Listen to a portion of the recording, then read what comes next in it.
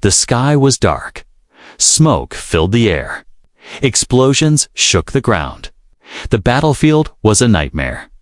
Corporal James Rook lay face down in the mud, blood leaking from his side. His helmet was gone. His gun was out of reach. All he could hear was the sound of screams. And then, silence. His squad had moved forward. They didn't see him fall. They didn't know he was still alive. He wanted to call out, but his throat was dry and full of dust. This is it, he thought. I'm going to die here. He stared. At the sky, a thick black cloud floated above. The war had turned this alien planet into hell. The ground was not soil. It was ash and broken metal. Pieces of armor, bones, and burnt bodies lay scattered around him. Then, footsteps slow, heavy. Coming closer, James closed his eyes. Was it an enemy? Another alien soldier? Was this how it ends? He had no strength left to fight. A shadow fell over him. Big, tall. The shape blocked the light completely, like something was. Breathing near him, deep, slow breaths. And then he passed out. He didn't die. When he opened his eyes, everything was quiet. The battlefield was gone. The smoke, the sound of war. All of it was gone. He was lying on something soft. A bed. It felt like leaves and strange fur. The walls around him were glowing faint blue. He was inside a cave, not human-made. Something. Alive. His wounds were covered in a thick, cool gel. He touched his chest and found clean cloth wrapped around it, not military bandage. Something else. He tried to sit up, but his body was still weak. Suddenly, movement. He turned his head and saw her. She was huge, at least 9 feet tall. Her skin was dark green, like moss. Her eyes were silver. She had long arms, and her fingers ended in glowing tips. She didn't wear armor. Just simple, soft fabric made from leaves and fiber. But there was strength in her body, and something else cared. She looked at him, tilted her head. Then she brought a bowl close to his mouth. He smelled something strange, but sweet, like alien fruit. He turned his head away. She didn't force him. She just sat there, watching, silent, her eyes calm. No fear, no anger. Who was she? Why did she save him, eh? Remembered the story's alien warriors, cruel and deadly. No mercy. His own commander said they don't take prisoners. But this wasn't war. This was something else. He tried to speak. Where am I? She didn't answer. She didn't understand his words. But she leaned forward and with a gentle finger touched his forehead. A soft glow, a warm hum filled the air. He felt safe. Hours passed, or maybe days. Time was strange here. James slowly recovered. She fed him fruits and thick soup. She crushed herbs and rubbed paste on his burns. She moved with care, like a nurse or mother. One night, he woke up to find her sitting at the cave entrance, staring at the stars. Her shoulders looked heavy, as if carrying a memory. He watched her silently. She wasn't a soldier. She was something else. Something forgotten in war. James thought about his own mother back on Earth. He hadn't spoken to her in months. The last message he sent was short. "I'm fine, don't worry." Now he wondered if she would ever know he lived, or died. Here, the alien woman turned back and saw him awake. She gave a soft hum. Like a lullaby. He didn't understand the words, but the meaning was clear. "You're safe. I'm here, rest." For the first time since the war began. James closed his eyes without fear. But deep in his mind, questions burned. Why him? Why did she save him and not leave him to die? Who was she? And most of all, was this safety real? Or just the calm before the storm? Asterisk, he didn't know her name. She didn't speak his language, but each time he woke up, she was there. Not like a guard, more like a watcher, a protector. James was still weak, but healing. His body no longer screamed with pain. The strange green paste she used smelled awful, like burnt fruit, but it worked better than anything in his medpack. He once tried to remove it. She stopped him gently with just one word in her language, Lumia. She said it softly, not as a warning, but as a request. He didn't know what it meant, but somehow he obeyed. Days passed, maybe more. The cave was still his world. Safe, quiet, warm, but she was different every day. Sometimes she sat close and watched his face like she was studying something long lost. Sometimes she stayed near the entrance, listening to the wind as if expecting bad news. And sometimes, late at night, he would wake and see her sitting by a glowing stone. Her head bowed low, like she was praying, not to a god, but to a memory. One morning, James tried to speak again. "Who are you?" She tilted her head. No answer, just a blink. He pointed to himself. James. Then to her, she hesitated.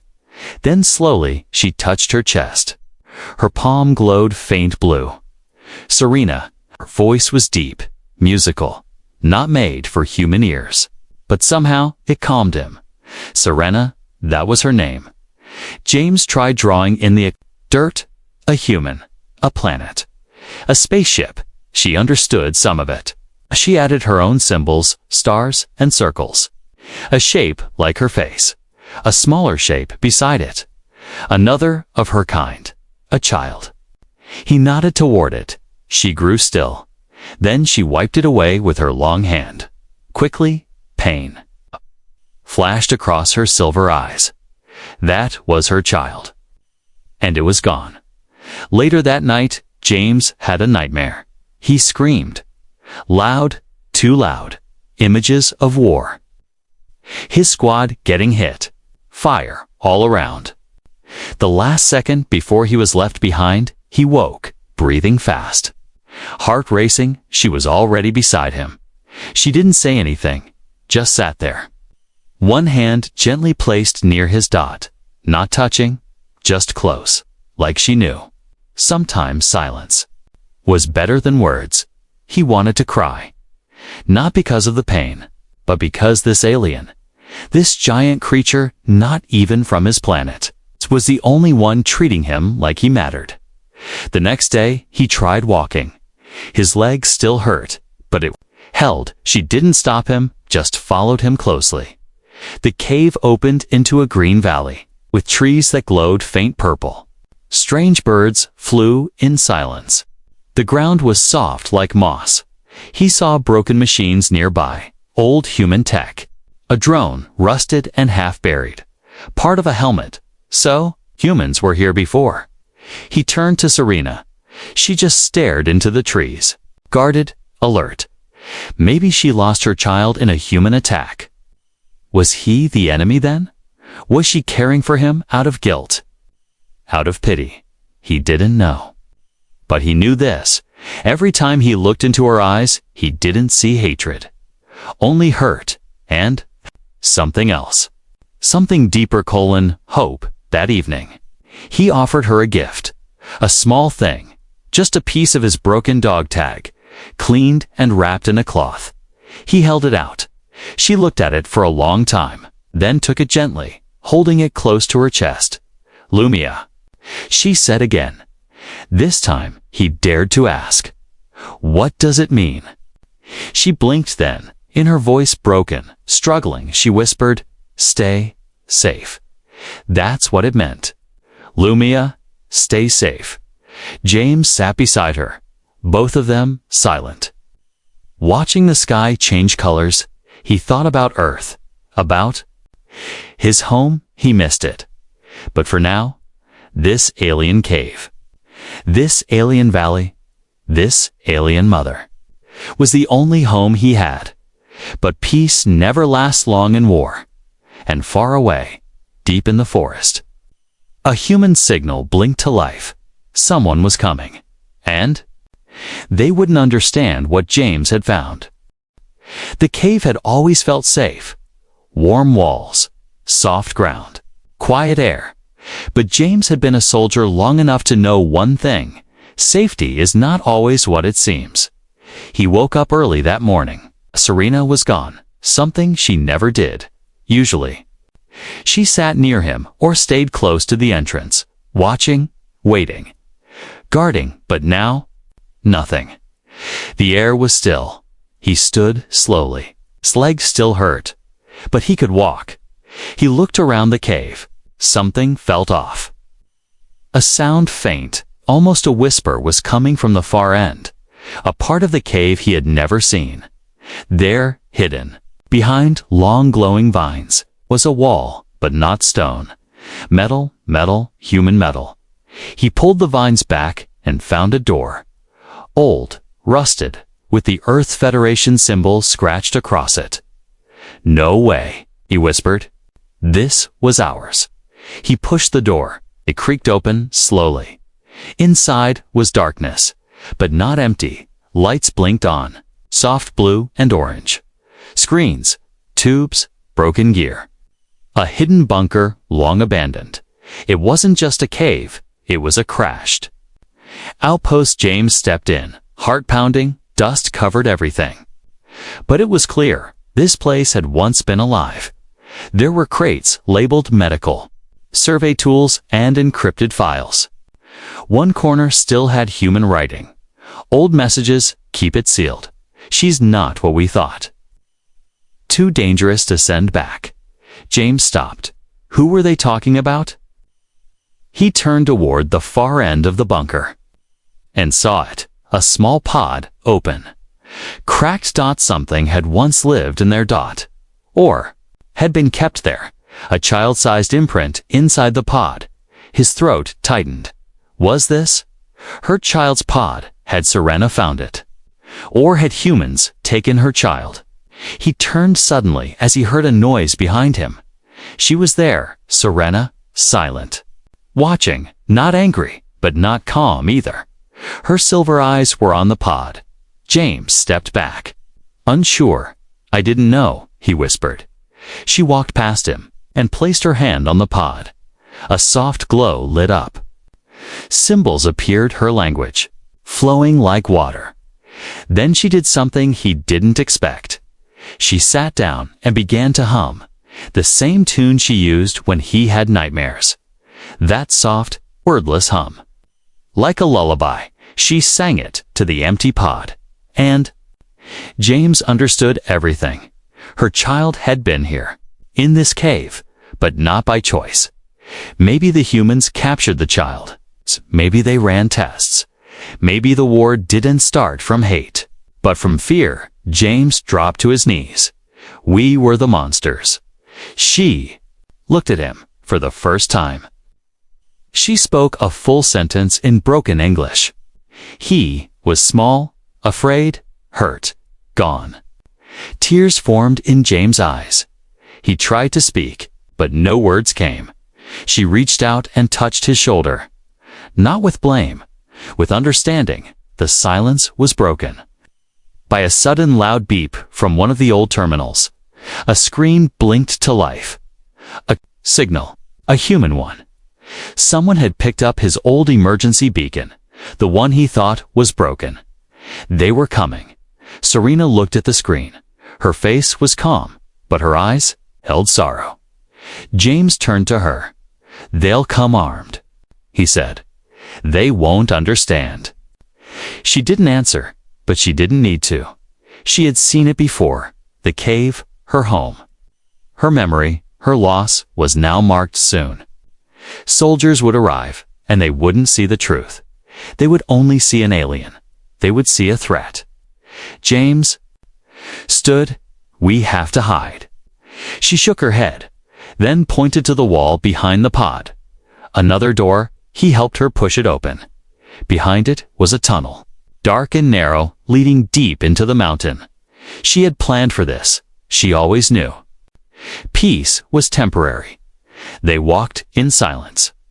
Behind them, the cave faded away. The place where she once sang to her child. The place where James learned what care felt like. It wasn't just a cave. It was a memory. A beginning. And now it was behind them. Ahead lay something unknown. But James wasn't afraid because she was with him, and for the first time in this war. He believed something. Sometimes the strongest armor is the one made of care. The forest was quiet, too quiet.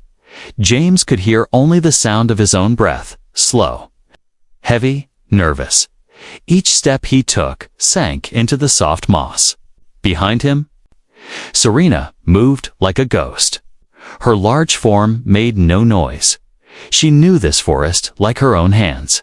They were moving fast, away from the cave, away from the only place that had felt like home in months, and toward danger, because the signal was out there, pulsing, calling, glowing like a silent scream, and humans had heard it. James stopped near a broken tree. Its trunk was blackened, burned by plasma. He placed his hand on it. A memory flashed. His squad running through these trees. His friends. His commander shouting. Then silence. That was the day he was left behind. The day Serena found him. That was the day everything changed. Wait, he whispered, turning to her. Maybe I can talk to them. Explain. She didn't reply, just stared at him like she had heard that idea before. From someone else, maybe from her child. They reached a clearing, a wide open space, and there, in the center, half buried, under vines and old tech, a human escape pod. Rusting, cracked, burned. James moved closer. His name was printed on the side, Corporal J. Rook. His own pod, the one he had crashed in when the shuttle was hit. Before he even met Serena, she must have found it. Long before the war reached here, she had been watching him, since the beginning, and still. She chose to save him. Suddenly, a sound, sharp, metallic human boots. James spun around through the trees. Shapes appeared. 5, no, 7. Armored suits, rifles raised, helmets with glowing visors. Earth Recon Squad. They were here, and their guns were pointed directly at Serena. Stand back, one soldier shouted. Move away from the alien. James stepped forward. She's not hostile. She saved me. Another soldier shouted, step aside. Rook. That thing is dangerous. Serena didn't move. Her hands stayed open. Empty, her glowing eyes watched them, not in fear, but in memory. She had seen this before. She took care of me. James yelled, I would have died without her. You've been compromised, the squad leader barked. She could be controlling your mind. Mind control? That was always the excuse, wasn't it? When something human couldn't be explained, James raised his hands. I'm not under control. I'm telling you, she's not the enemy. But the soldiers moved in, slow, careful, guns tight against their shoulders.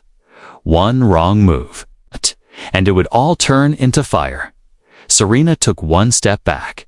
The soldiers reacted fast, red lights flashing. On their rifles, James moved between them. No. His voice cracked the silence. For a second, no one moved. Then, a loud snap of branches from behind. Everyone turned.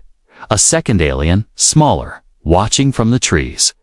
Eyes glowing, but not attacking, just watching. Contact on the ridge. One soldier screamed. They opened fire. Blue energy blasted into the trees. The smaller alien vanished into the forest. Serena cried out, a deep, mournful sound that shook the leaves. She stepped forward, protective, instinctual. One soldier fired. A blast hit her shoulder. She stumbled back. James ran to her, caught her as she fell to her knees. Nitrogen monoxide. Hold fire. He screamed. Blood, thick and dark green, flowed down her arm. She didn't scream. She didn't fight. She just looked at him like a mother trying to comfort her child. In her final breath, "I'm sorry," James whispered. His hands shook. His voice broke. She didn't deserve this. The squad leader gave one order: detain them both. We're taking them in. James stood, covered in her blood, eyes burning. He looked at his own people, his own squad, and felt like a stranger. They had called her dangerous, but she had fed him, healed him, protected him. She had loved him more than war ever could. And now, he had a choice: stay silent or stand up. He turned to them and said just one line: "If you hurt her again, you'll have to go through me." Silence. No one moved. Even the birds had stopped singing. The forest waited. The trees listened, and far above, the sky began to darken, not from clouds, but from something else. A new shadow, a new arrival. Something was coming. And this time, it wasn't human. The world didn't stop, not for pain, not for justice, not even for love. But James wished it would, because in that moment, it was no longer a soldier. He was just a man standing between the woman who saved his life and the army he once called family. Serena bled quietly beside him. Her tall body leaned against a tree. Her glowing silver eyes were dimming. Still, she didn't show fear.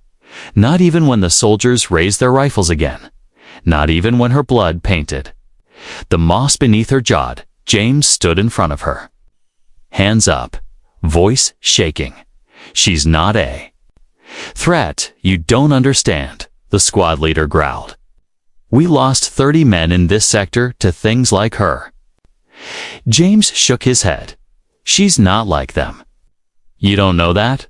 "No," James replied, his voice firm now. "I do." The soldiers hesitated, something in his eyes, something in the way he stood. Like a wall made of flesh and memory. One of the younger soldiers whispered, "Is that really her blood on you?" James nodded. "She took that blast for me." Silence spread again. Only the wind moved now, shifting the leaves like whispers. Behind James, Serena touched his back. Lightly, her voice was weak. Like wind through broken glass. "Not your fight." He turned to her. "No," he said, kneeling. "It is," the squad leader cursed. "We're not here for a debate." He raised a flare-red dot, a signal to call in air support. James acted without thinking. He knocked the flare out of the commander's hand and stomped it into the dirt. Guns came up instantly. The forest tensed, like it could feel the choice about to be made. James raised both hands again. No backup. No more blood. The commander's voice dropped to a growl. "She's the enemy, Rook." James didn't flinch. "So was I, once." To her, he pointed to his old escape pod. "She could have left me, could have killed me, but she didn't." He gestured to Serena's wound. "She took a bullet meant for you." And then James said the words no one expected. "She reminds me of my mother." Confusion flickered across a few soldiers' faces. James didn't stop. "My mom used to sing when I was scared. She used to hum, just like Serena does. She used to say, 'Real strength isn't how loud you are. It's how much pain you can carry and still choose to be kind.'" He looked at the squad leader. "You call her dangerous. I call her brave." For a long moment, no one moved. The red flare lay broken. The air support didn't come. The guns didn't fire. Because suddenly, the enemy didn't look like a monster. She looked like a mother, survivor, someone who had already lost more than Sith. Only who had already lost more than any of them could imagine. Then, a sound. From above. Engines, not human. A new shadow passed over the forest, silent and wide. The trees rustled with static. A ship, huge, alien design, circular, smooth. Old, they weren't alone anymore. James stepped closer to Serena, helping her stand. "What is that?" one soldier asked. Serena answered in a whisper only James could understand. "Old ones, my people, returning." The ship hovered. No weapons fired. No message sent, just presence. Watching, waiting. James turned to his squad. "They're not here for war. They're here for her."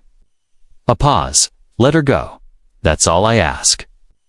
The commander looked around, saw hesitation in his own soldiers. Finally, he lowered his rifle. "She leaves now. And you?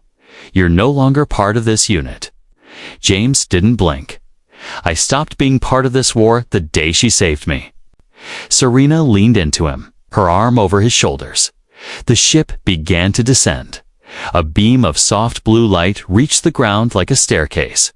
She looked at James, then pointed to the light. He shook his head. "No, this is your time. You go." She blinked, hesitated, then touched his forehead gently.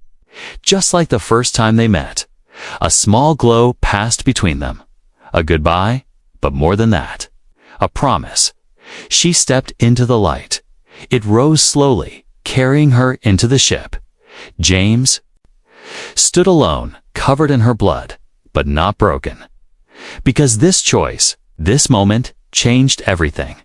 He didn't fire a gun. He didn't win a battle, but he did something far more human. He chose compassion over command. He chose loyalty over orders. He chose her. As the ship vanished into the sky, James whispered the only word he knew in her language. "Lumia, stay safe. Asterisk, some wounds don't bleed. Some betrayals don't shout. They just wait, slow, cold, silent." 3 days had passed since Serena left. 3 long, quiet days. James sat inside a rusted transport ship, handcuffed, silent, bruised, but not broken. His own people had taken him in, not as a hero, but as a threat. No welcome. No honor. Just hard stares and whispered questions. He defended it. He stood in the way of a kill order. He let it go. To them, Serena was still in it. James didn't fight back. He didn't raise his voice. He had already made his choice. And that choice had a cost. They called it debriefing, but it felt more like judgment. He was dragged into a gray metal room. 1 table, 2 chairs. Lights dot across from him sat an officer he didn't know. She didn't even look up when she began. "Your report states the alien demonstrated empathy, sacrificed for you, protected you." James nodded. "That's not standard behavior for her kind." "I know," he said. "That's the point." The officer stared at him. "Are you aware of the damage your actions caused? I stopped a war from getting worse. You disobeyed command protocol. I saved a life. You endangered your unit. I protected someone who protected me." Silence, cold, flat, controlled. Then she asked, "Would you do it again?" James didn't blink. Yes, they didn't strip him of his rank. Not publicly, but his file was marked. He wasn't sent back to the front. Instead, they dropped him at a quiet base on a distant moon. Supply runs, admin reports. And silence. He was alive, but something was missing. He carried one thing with him, a shard of glowing stone. From the cave, the last gift Serena had left behind. Hidden inside his old escape pod, a soft hum still lived in the stone. When he held it near his chest, he could almost hear her voice. Almost the others at the base avoided him. No one spoke much. No one asked questions. He became a rumor, a ghost soldier. The one who chose the alien. One night, a message came through the relay station. Encrypted. No sender ID, just coordinates. And a voice, not hers, but something close, familiar, soft. James, it wasn't goodbye. Tea froze. The message repeated once, then silence, no trace. No signal, nothing more. James stood outside under the stars. He looked up. The sky was clear. The moons were glowing, and in that moment, he felt something strange. Hope. Maybe she survived. Maybe she returned home. Maybe her people weren't all gone. Maybe she still remembered him. He clutched the stone. The warmth spread up his arm, into his chest. Into the part of him that still believed. The bond they shared wasn't about war, wasn't about species, wasn't even about language. It was about something older, stronger, simpler care. Not many soldiers get remembered, but years later, when the war finally ended, people told stories. Some true, some not, but one story always returned. The one about the human soldier who was saved by an alien mother and who loved her like she was his own. They say he never stopped, searching, never gave up, even when no one believed, because some bonds don't end in blood. They start in it and then become something more.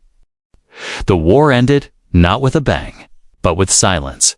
Treaties were signed. Guns were dropped, but not because humans won, not because aliens surrendered. It ended because of something unexpected. A choice. Years passed. The name Corporal James Rook faded from military files. His rank forgotten, his uniform folded away. But his story grew. Whispers became records. Records became stories. Stories became something stronger than bullets. Belief. James never returned to Earth.